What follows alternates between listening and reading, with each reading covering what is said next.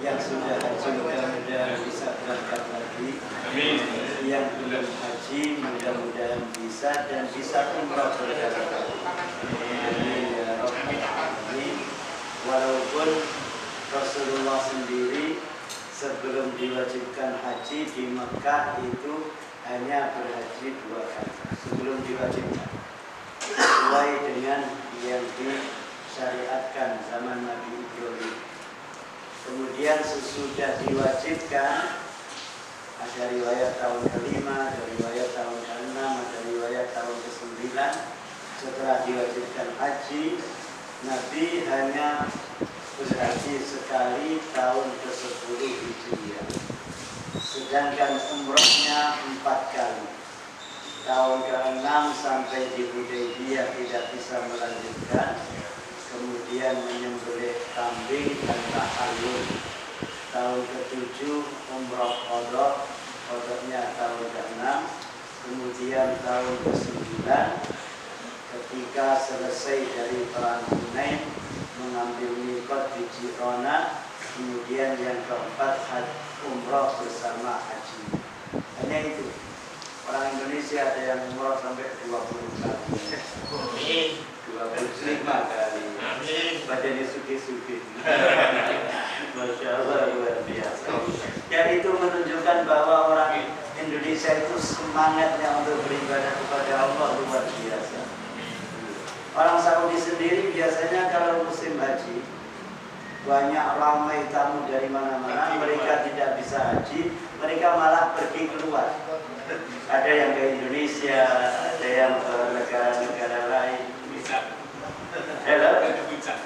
Ada yang ke puncak. Masya Allah. Muskilah itu kalau ke puncak. Tidak tahu saya kalau ke puncak kata. Tahu kalau netes ya tidak tahu. Allahu Akbar. Ben, sudah wajibnya sudah. Sekarang larangannya. Rukun hajinya ihram, wukuf, tawaf, sa'i, tahallul. Terus dikerjakan dengan tertib. Wajib haji niat di miqat. Kalau melewati batas harus membayar dam. Lalu bermalam di Musdalifah. Bermalam di Mina. Melempar jumrah. Tawaf wada. Itu wajibnya. Lalu sekarang faslun wa yahrumu 'alal muhrimi asyaratu asya'a. Inilah fasal dan haram atas orang yang berihram itu 10 macam. Yaitu lubsul makhiti, memakai pakaian yang berjahit. Khusus laki-laki dilarang. Hanya memakai 2 kain ihram. Wa taghbiyatur ra'si, menutup kepala, minar rajuli dari laki-laki. Wal wajhi minal mar'ah, dan menutup wajah bagi perempuan. Kemudian lebih luas, laki-laki dilarang memakai pakaian berjahit, dilarang menutup kepala dan menutup mata kaki.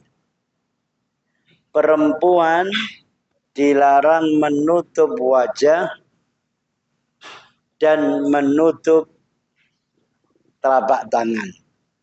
Yang lain harus ditutup mulai dari tempat tumbuh rambut sampai ujung kaki, ujung jari-jari, semua harus tertutup. Hanya wajah dan telapak tangan saja yang harus dibuka.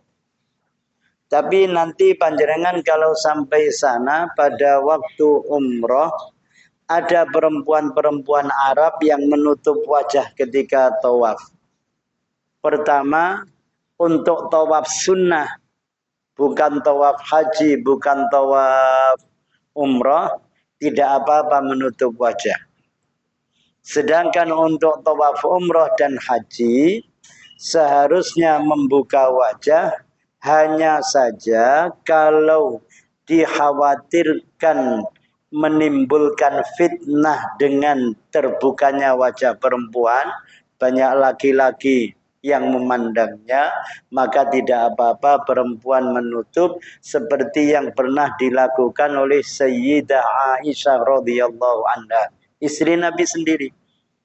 Jadi ketika tawaf Sayyidah Aisyah membuka wajah, begitu ada laki-laki langsung ditutup. Setelah tidak ada lagi dibuka lagi. Ini khusus pada saat tawaf, pada saat berpakaian ihram. Terus watarjilus sya'ri, menyisir rambut. Dikhawatirkan rambutnya ada yang jatuh karena memotong rambut, memotong kuku larangan ihram. Kalau sudah niat labbaik Allahumma hajjan apa labbaik Allahumma umratan atau nawaitul hajja wa ahramtu bihi lillahi ta'ala atau nawaitul umrata wa ahramtu biha lillahi ta'ala, yang haji nawaitul hajja wa ahramtu bihi lillahi ta'ala, setelah niat itu tidak boleh memotong rambut, memotong kuku. Nah, di atas tadi larangan-larangan itu adalah dalilnya pertama rawal Bukhari wa Muslimun an Ibni Umar radhiyallahu anhuma. Imam Al-Bukhari dan Imam Muslim meriwayatkan dari sahabat Ibnu Umar radhiyallahu anhuma, anna rajulan sa'alan nabiyya sallallahu alaihi wasallam, bahwa seorang laki-laki bertanya kepada Nabi sallallahu alaihi wasallam, ma yalbasul muhrimu minas siyabi, apa yang boleh dipakai bagi orang yang berihram minas siyabi, dari pakaian. Pakaian apa yang boleh dipakai orang yang berihram ya Rasulullah? Faqala la talbasu, jangan kalian memakai minas siyabi, dari pakaian al-qumusa. Qumus jamak dari qamis. Qamis itu ya baju semacam ini, pendek atau panjang. Cuma kalau dalam bahasa Indonesia qamis, baju panjang. Okay. Kalau pendek ambil yang saub. Ya saubun itu baju. Qamis ini juga bisa walaupun pendek disebut qamis.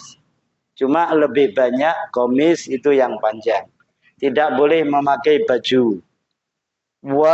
Walal imamah, memakai surban.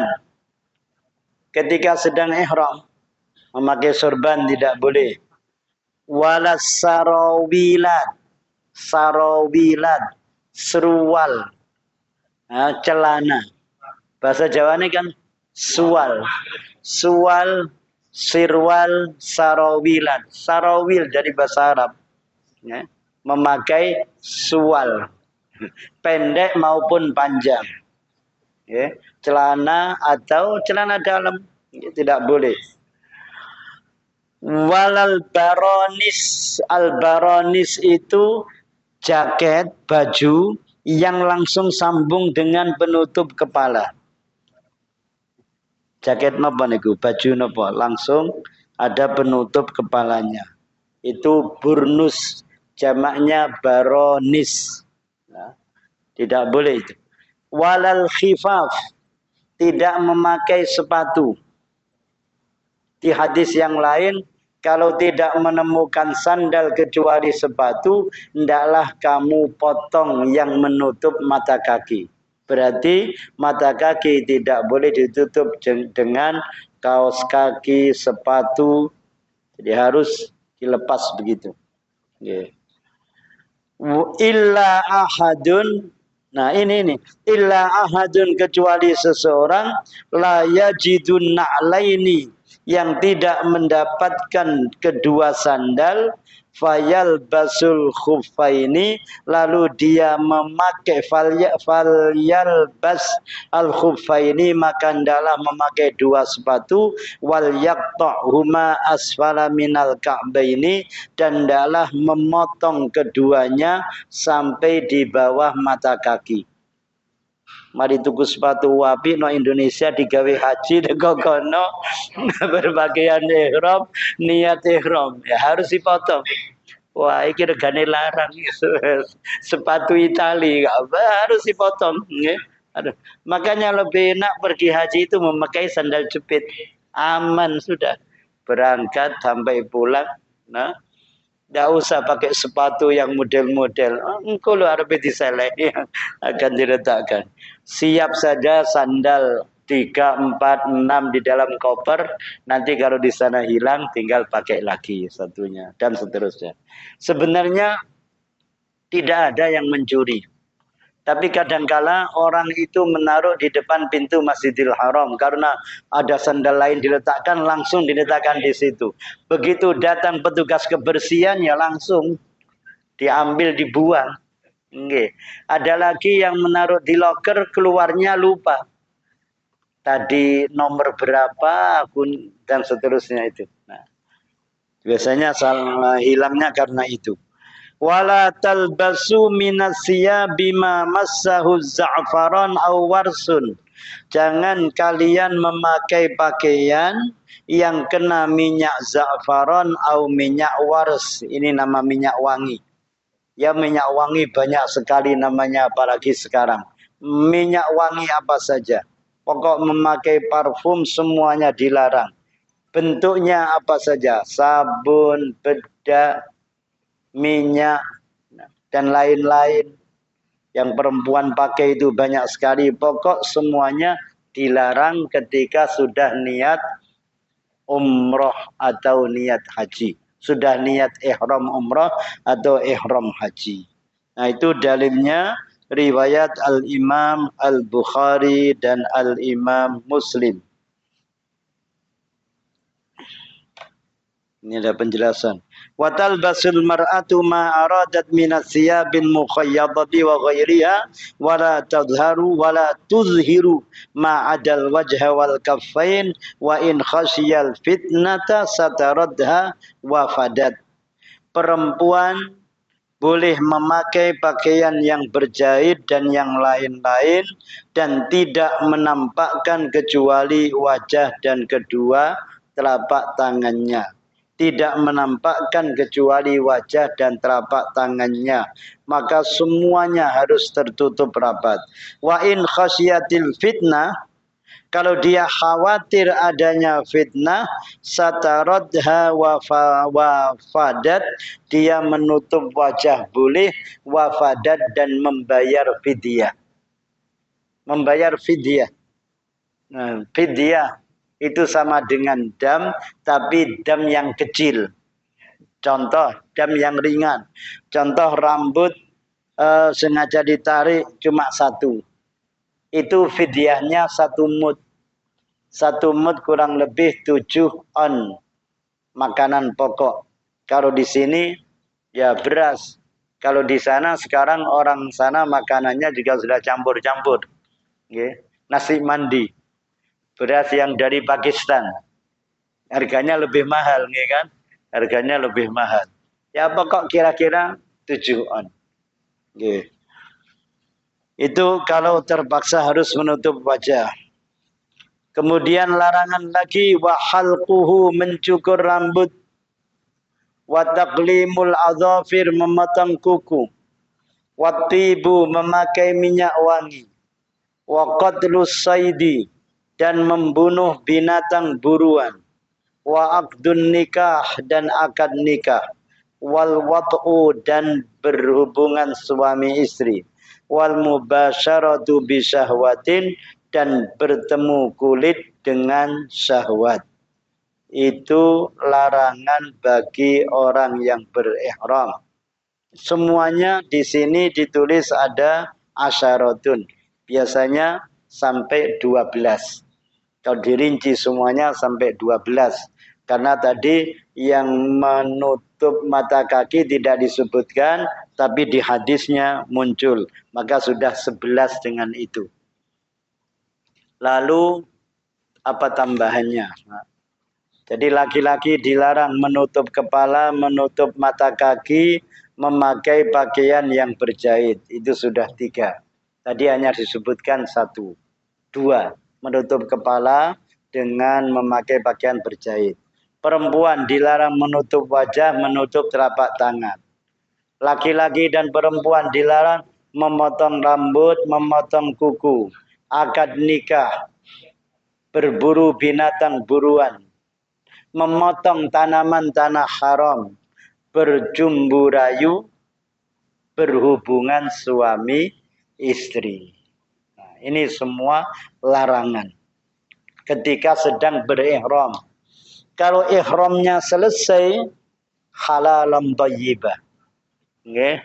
Larangan-larangannya semua sudah tidak berlaku. Gugur, pergi ke Saudi umrah, selesai tahallul, mau akad nikah di sana, boleh yang bersama istrinya nyewa kamar barokah juga boleh. Kamar barokah. Mau nyewa 3 malam di Malik Abdul Aziz, di Grand Zamzam boleh. Ya, sekali-kali merasakan di sana, nggih. Kecuali yang sudah berkali-kali ke sana, nggih. Itu yang yang masih muda-muda macam-macam niku, nggih. Yang macam-macam. Tapi kalau sudah melepas pakaian ihram setelah tahallul awal di Mina, setelah melempar jumrah Aqabah, larangan sudah tidak berlaku kecuali berhubungan suami istri. Masih dilarang. Kalau berhubungan dilakukan sebelum tahallul awal, hajinya rusak. Harus diqadha tahun depan. Tidak bisa menunggu 40 tahun. Daftar lagi menunggu pinten tahun? 40 apa 35? Menunggu sekitar 35 tahun. Berangkat wis umur suwidak kena kodok patang antri 35, 95 tahun. Wis tuyuk nak Mekah, wis ora kuat maneh. Wis pikun, Masya Allah, Masya Allah. Nah, ini kalau sampai melanggar. Tapi kalau sesudah tahallul awal berkumpul suami istri, itu kena dam kambing. Damnya cuma kambing. Cuma kalau dipikir-pikir ya kenemenan, ono mina ga ono panggonan kumpul suami istri. Kenemenan. Kecuali dia jalan-jalan menuju Azizia kurang lebih 2 kilo, terus nyewa kamar kalau ada. Baru. Tapi setelah itu ya harus bayar kambing. Orang haji kok ibadahnya ngeres terus. Wah, naudzubillah min dzalik. Terus tentang mencukur rambut. Liqaulihi ta'ala wala tahliqu ru'usakum hatta yablughal hadyu mahillah. Jangan kalian memotong rambut kalian sampai al-hadyu, binatang sembelihan, binatang dam, sampai ke tempatnya. Maksudnya, kalau sudah selesai tahallul, boleh memotong rambut. Kalau belum tahallul, tidak boleh. Ada seorang sahabat ketika haji bersama Nabi sallallahu alaihi wasallam, dia mengukur rambutnya, menggaruk kepalanya. Kata Nabi, mungkin kutu mengganggumu ya fulan. Naam ya Rasulullah. Iya ya Rasulullah. Akhirnya oleh Nabi disuruh memotong rambutnya dan membayar dam kambing.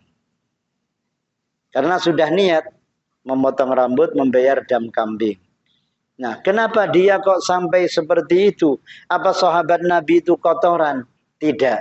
Tidak suka kotor. Tetapi orang tiba-tiba melakukan seperti itu karena Allah Subhanahu wa ta'ala akan menurunkan sebab adanya hukum.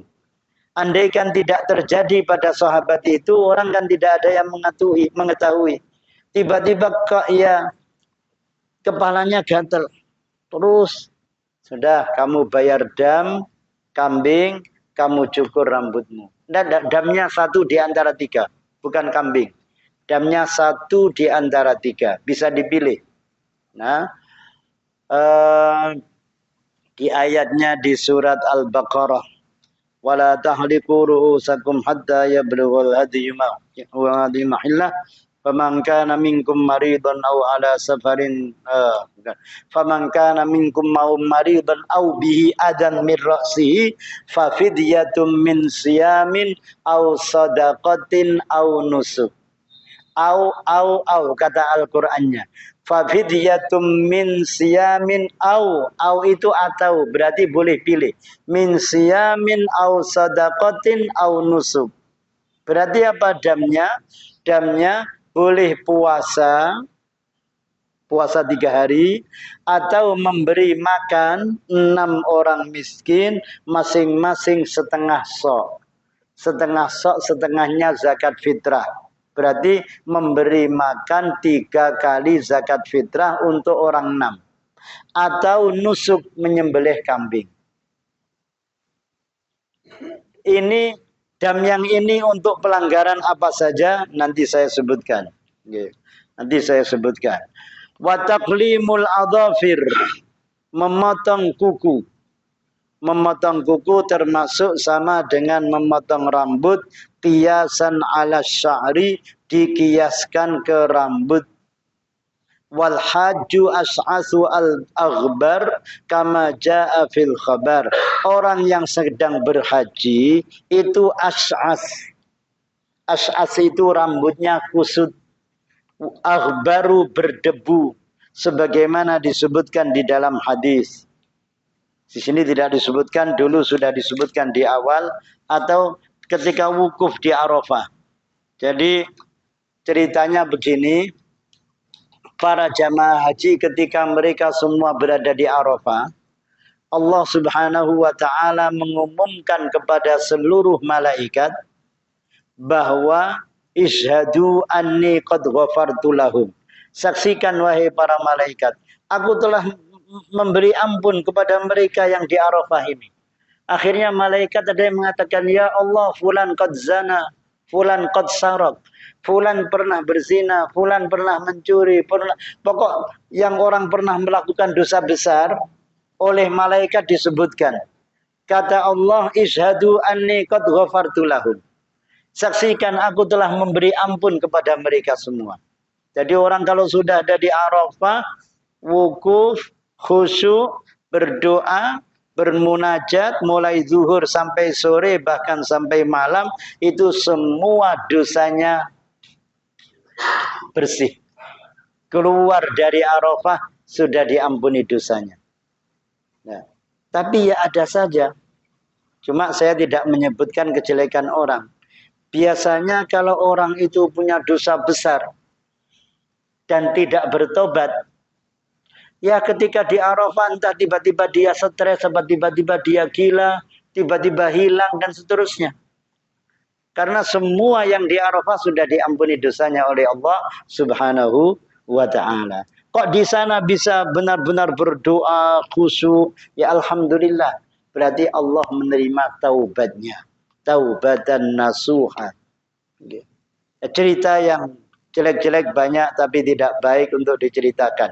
Lebih baik kalau panjenengan pulang haji, pulang umrah, yang diceritakan yang bagus-bagus saja. Wis ora usah ngerasani uang, sebab masing-masing badan ini ada kurang, ada khilafnya, ada dosanya. Yang tidak punya dosa hanya para nabi, para rasul. Wattibu, larangan memakai minyak wangi, riwayat Al-Imam Al-Bukhari dan Imam Muslim.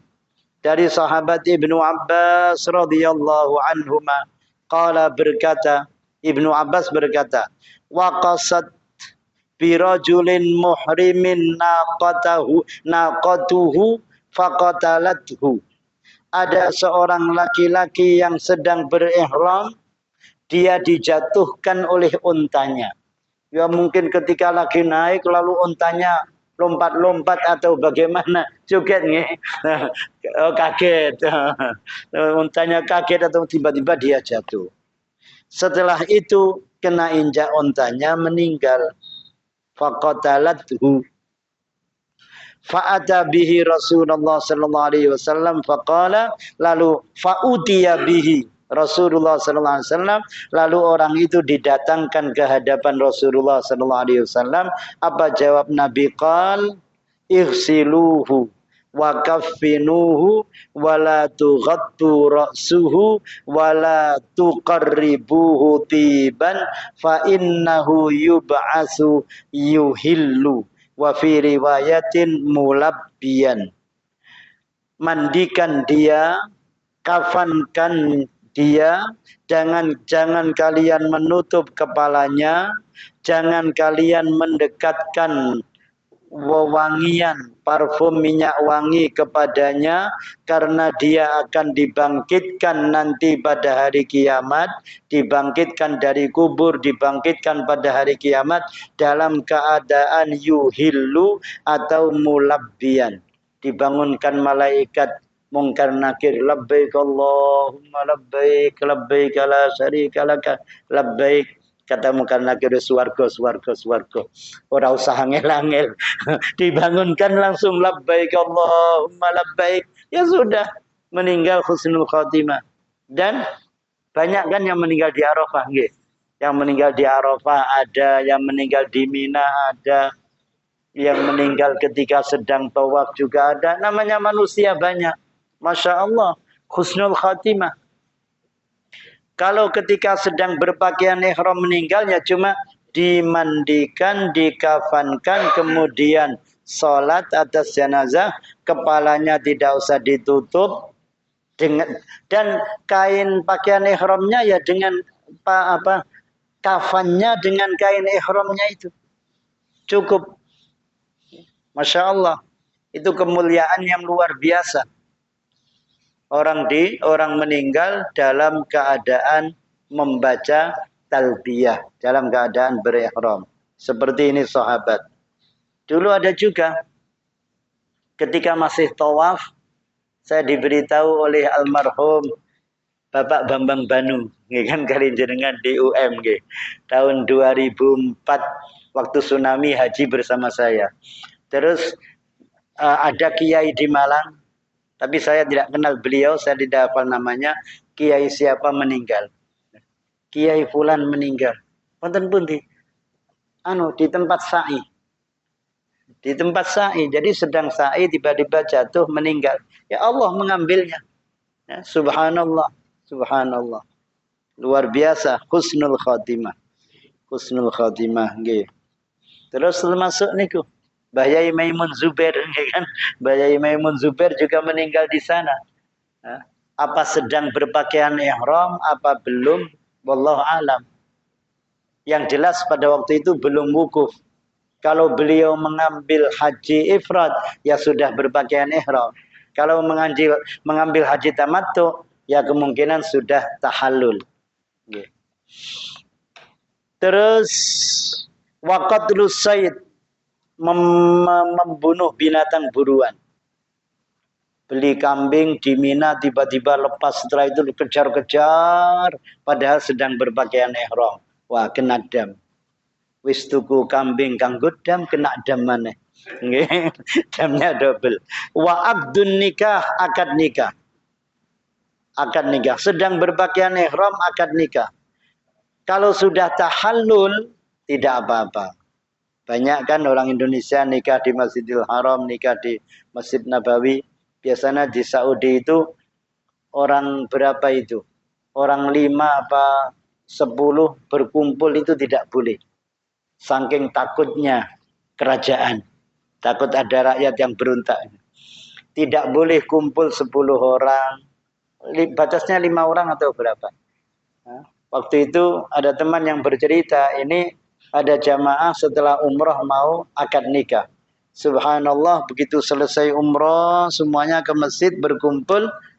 Terus askarnya nanya, "Limadza tajtami'un li akdin nikah?" Oh, malah dijaga.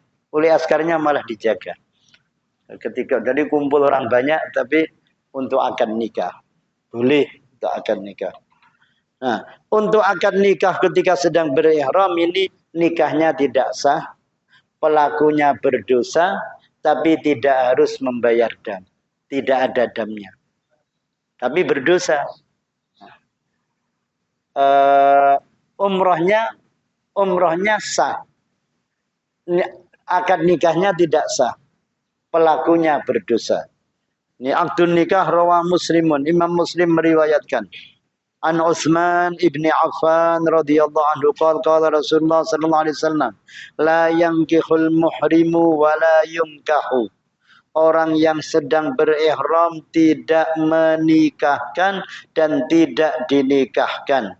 Berarti walinya tidak boleh, yang nikah juga tidak boleh. Mboten angsal. Wal wat'u wal mubasyaratu bisyahwatin, berhubungan suami istri dan bertemu kulit dengan syahwat. Ini larangannya besar sekali. Allah berfirman, Al-Hajju asyurum ma'lumat, faman farada fihinna al-hajja fala rafasa wala fusuqa wala jidala fil hajji. Haji itu bulan-bulan yang ditentukan, Syawal, Dzulqa'dah, 10 hari Dzulhijjah. Asyurum ma'lumat. Barang siapa yang sudah menentukan dirinya untuk melaksanakan haji pada bulan-bulan itu, maka jangan rafas, jangan fusuk, jangan jidal. Apa ar-rafas? Pertama, ar-rafasu al-jima'u, berhubungan suami istri. Wa yutlaku ala muqaddimatihi minal mubasyarati wa nahwiha, dan rafas juga digunakan untuk, kata itu digunakan untuk muqaddimahnya berhubungan suami istri seperti bercumbu rayu, itu termasuk rafas. Berkata kotor, membicarakan tentang lawan jenis, termasuk rafas. Terus wala fusuk, tidak boleh melakukan kefasikan. Apa kefasikan? Al-khuruju anit ta'ah, keluar dari ketaatan. Segala macam yang keluar dari ketaatan itu termasuk fusuk. Contoh, sedang berpakaian ihram marah-marah kepada suaminya, atau marah-marah kepada istrinya. Berangkat ke Masjidil Haram, biasanya kan begitu. Suami istri berangkat. Pulang dari Masjidil Haram, bapaknya ingin segera pulang. Ibunya ingin mampir toko. Nah, ini penggaweane wong wedok, ya kan? Ingin mampir toko, ingin belanja. Oh, akhirnya geger, enggak dituruti, geger. Nah, itu fusuk. Makanya harus hati-hati. Terus kadangkala fusuk itu ada saja. Sudah niat baik, ikhlas, ini ternyata di sana diuji. Ujian dari Allah. Sampai keluar kata-kata yang tidak baik. Contoh, sudah wukuf di Arafah dengan baik, sempurna. Akhirnya bermalam di Musdalifah. Waktunya keluar dari Musdalifah tidak ada kendaraan. Lalu muring-muring neng wong akeh. Itu fusuk. Bagaimana kalau kena seperti itu? Istighfar saja, istighfar. Makanya kan Mbah Yai Maimun itu mengatakan, wong ibadah haji iku mesti ana ora puase. Mesti ana ujiane. Mesti, itu pasti.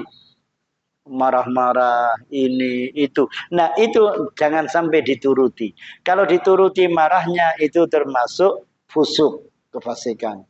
Tiba-tiba dengan teman ada sesuatu tidak cocok terus ngomong yang tidak enak. Fusuk. Lagi wala jidala. Wah, kalau jidal ini sudah berbantah-bantahan, berdebat. Sing mau lakoni ora bener, sing bener aku kudu ngene, kudu ngene. Ora usah pinter-pinteran. Mas, sampean seharusnya melakukan ini begini. Oh, begitu. Iya. Kalau seandainya dia tidak terima, ya sudah, biar. Sudah, tinggalkan. Tidak usah diperpanjang debat. Nanti debat kalau sudah pulang sampai Indonesia. Di sana ditahan semuanya. Supaya tidak sampai rafas, fusuk, jidal. Dan itu ujiannya di situ. Ada yang bercerita kepada saya. Sekarang jadi dosen di UIN Surabaya. Dulu ketika masih S1 kuliah di Mesir, Dia jadi petugas, petugas musiman. Terus sampai di Arafah, ada menteri agama marah-marah. Marah-marah. Ini bagaimana tidak beres ini karena kendaraannya penuh apa kendaraannya bagaimana? Ya, menteri agama sudah pinter semuanya, sudah tahu hukumnya, sudah tahu ilmunya. Tapi Allah menguji. Sabar apa ora? Seperti yang sekarang. DPR apa istilahnya DPR yang mengawasi petugas haji itu. Ya, pelaksanaan haji. Pulang mengatakan ini di Musdalifah begini-begini. Ini rofas ini kalau di sana marah-marah seperti itu. Termasuk fusuk. Antara lain begini. Tenda di Arafah terlalu sempit. Jamaah banyak, tidak muat. Itu berarti pelaksanaannya kurang beres dan seterusnya. Seharusnya dia bisa menahan diri. Kenapa? Indonesia meminta kuota tambahan, sementara di sana tempatnya tidak bisa ditambah. Gelem ora gelem ya panggonmu iki, leren jaluk tambah ya silakan tak tambahi, tapi panggonannya ya cuma iki. Pulang ke Indonesia muring-muring. Ya. Begitu juga yang di Mina. Nah, ya seharusnya harus berterima kasih. Ya tidak apa-apalah kurang tempat, tidak apa-apa. Toh tempatnya masih menggunakan AC. Kalau toh tidur bergantian tidak apa-apa. Dulu zaman Rasulullah tidak ada tenda, di tempat terbuka semuanya. Jalannya tidak ada yang aspal mulus seperti sekarang. Jalan makadam, Rasulullah naik unta. Kembalikan kepada masa lalu ketika Rasulullah dan para sahabatnya melaksanakan ibadah haji. Supaya apa? Penelerem, bisa sabar. Karena berhaji itu harus sabar. Ya, jadi ujiannya seperti itu, pokok ada saja. Bahkan yang dulu saya mendengarkan berita ya, seperti itu.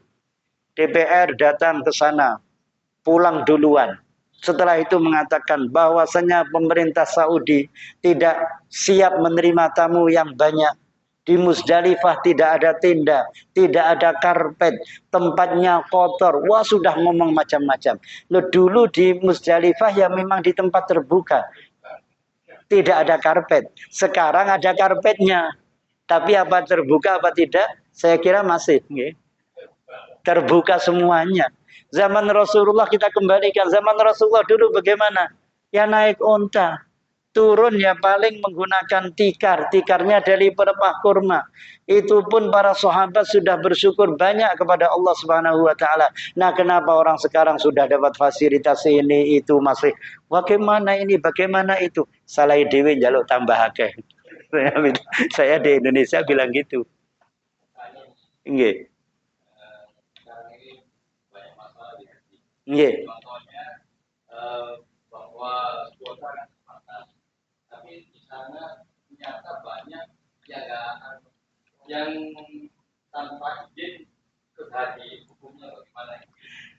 Tidak mendapat izin melaksanakan haji itu sebenarnya mengganggu yang lain yang mendapat izin. Kenapa pemerintah Saudi mengeluarkan tasrih? Sarhayu sarrihu tasrihan. Jadi asalati sarhayu sarrihu itu menjelaskan, maksudnya ini surat resmi izin untuk melaksanakan haji. Yang tidak mendapat tasrih tidak boleh melaksanakan demi menjaga keselamatan yang lain. Karena masing-masing negara sudah dibatasi, orang Saudi sendiri itu juga sudah dibatasi. Maka kalau dia bisa melaksanakan tidak sampai mengganggu yang lain, hajinya sah baik. Tapi kalau dengan kedatangan dia itu bisa mengganggu yang lain, itu termasuk dosa. Bukan hak dia kok dia memaksakan ke sana. Masing-masing punya dalil. Nanti kata, loh saya sudah mengeluarkan banyak. Sampian mengeluarkan banyak, ada yang 200 juta, ada yang 300 juta, sudah membayar ke travel, ternyata travelnya tidak bisa memberikan tasrih, ada yang tasrih palsu, ada yang visanya palsu, na'udzubillah min dzalik. Itu yang salah ya pihak travel. Kalau yang jamaah kan diberi janji, kamu bisa mengerjakan umroh nanti setelah di sana bisa mendapat tasrih, sudah membayar sekian. Akhirnya berangkat bismillah, ternyata sampai di sana tidak bisa. Dan itu ternyata bukan orang Indonesia saja, Mesir juga. Bahkan orang Mesir banyak yang hilang. Orang Mesir banyak yang hilang mau menuntut travel-travel yang memberangkatkannya. Oke, seperti itu. Jadi kalau memang tidak dapat tasrih, ya sudah nggak usah berangkat. Nggak usah berangkat. Berarti apa? Belum dipanggil oleh Allah Subhanahu wa Ta'ala. Kalau mendapat kemudahan, berarti Allah mentakdirkan berangkat. Wong kadang ada orang belum bisa berangkat, tiba-tiba mendapat undangan dari Raja Salman. Nah, berarti memang ditakdirkan oleh Allah untuk sampai ke sana. Siapa tahu tiba-tiba pada suatu hari undangan Raja Salman sampai, siapa pencetus pendiri Masjid Al-Firdaus? Ya salah. Ya salah. Terus dapat panggilan dari Raja Salman, ya alhamdulillah. Siapa kira-kira orang UIN yang akan diambil untuk berangkat haji? Alhamdulillah, berarti memang sudah mendapat panggilan dari Allah Subhanahu wa Ta'ala. Seperti ada dulu polisi di Malang. Syekh Sudes datang ke Malang, dia jadi pengaman, ya kan? Terus setelah itu ditawari mau haji. Ya mau. Akhirnya berangkat. Subhanallah, kalau Allah mentakdirkan. Yang penting minta kepada Allah dan berikhtiar. Oke, saya lanjutkan. Mencukur, memotong kuku, memakai minyak wangi, membunuh binatang buruan, akad nikah, berhubungan suami istri, bertemu kulit dengan syahwat.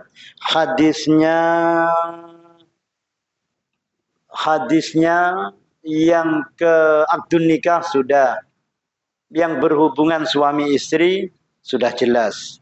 Itu masuk ke dalam rofas, dan rofas itu dilarang. Dan ada hadisnya yang panjang, cuma kok di sini tidak disebutkan. Ya, jadi saya ulang, tadi itu larangan-larangannya, sekarang damnya saja. Larangan paling besar berhubungan suami istri. Kalau dilakukan sebelum tahallul awal, kalau jamaah umroh melakukan itu sebelum tahallul, maka umrohnya, hajinya rusak. Harus membayar dam unta. Jika tidak mendapatkan unta, harus membeli seekor sapi. Membeli seekor sapi tidak ada, tidak mampu, ada uang cukup untuk beli 7 ekor kambing, maka membeli 7 ekor kambing. Kalau unta, sapi, 7 ekor kambing semuanya tidak mampu, maka harus diganti dengan makanan seharga unta. Makanan seharga unta. Kalau mau membeli makanan tidak bisa, maka diganti dengan puasa. Puasa 1 hari sebagai ganti 1 mud 7 on. Berarti kalau untanya 70 juta, wallahu a'lam puasanya berapa puluh tahun. Sudah hajinya rusak. Wajib mengqadha. Dan ketika hajinya rusak harus diteruskan. Harus diteruskan. Kenapa? Supaya bisa melepas pakaian, bisa tahallul, kemudian melepas pakaian ihram. Sebab kalau belum tahallul itu tidak bisa melepas pakaian ihram. Nah, jadi nuwun sewu, tiba-tiba berhubungan suami istri, ini harus dilanjutkan. Dilanjutkan apa? Tawaf, sa'i, tahallul, melepas pakaian ihram, terus membayar unta. Tidak punya, tidak bisa, tidak mampu. Benar-benar tidak mampu. Karena ini damnya namanya tartib ta'dil. Harus berurutan. Tidak mampu, sapi. Sapi tidak mampu, 7 ekor kambing. 7 ekor kambing tidak bisa, makanan. Makanan tidak bisa, diganti puasa. 7 on diganti puasa 1 hari. Kalau 70 ton. Nah, ontanya 70 juta kira-kira berapa? Kan? Andaikan 70 juta. Lah kalau lebih dari itu, sapinya Prabowo yang untuk korban saja berapa harganya nih? Nggih. Niku mahal, nggih kan? Pon. Sebentar nggih, itu damnya berhubungan suami istri. Damnya memotong tanaman tanah haram itu kalau kecil kambing. Kalau besar sapi. Terus berburu binatang. Tiba-tiba membunuh binatang. Apa damnya? Damnya adalah binatang seharga binatang yang diburu, yang dibunuh. Ya ayyuhalladzina amanu la taqtulus sayda wa antum hurum. Jangan kalian membunuh binatang buruan sedangkan kalian berpakaian ihram atau berihram. Faman qatalahu minkum muta'ammidan fajazaa'um mithlu ma qatala minan na'ami. Harus membayar yang sama dengan binatang itu. Yahkumu bihi dawa adrim minkum hadiyan balighal Ka'bah. Maka yang memutuskan hewannya sama adalah orang yang mempunyai pengalaman yang adil. Kata orang ahli di Mina, ahli dagang mengatakan, oh yang kamu bunuh seharga ini. Jadi dia harus membeli itu. Dan seterusnya. Okay. Untuk dam yang lain-lain, insya Allah pertemuan yang akan datang. Oh, damnya masih di sini. Panjenengan ada acara mboten habis sisa.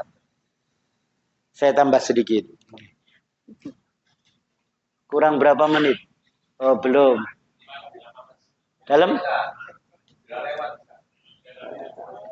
Enggak, sampai azan, sampai iqamahnya kurang berapa? 10 menit, tambah sedikit. Wa fi jami'i dzalika al-fidyatu illa abdan nikah fa innahu la yan'aqidu wa la yafsud wa la yufsiduhu illa wad'u fil farji. Dan dalam pelanggaran itu semua ada fidyahnya, ada damnya, kecuali akad nikah, maka akad nikahnya tidak sah dan tidak merusak ibadah haji kecuali berkumpul suami istri. Al-wad'u fil farji, berhubungan suami istri.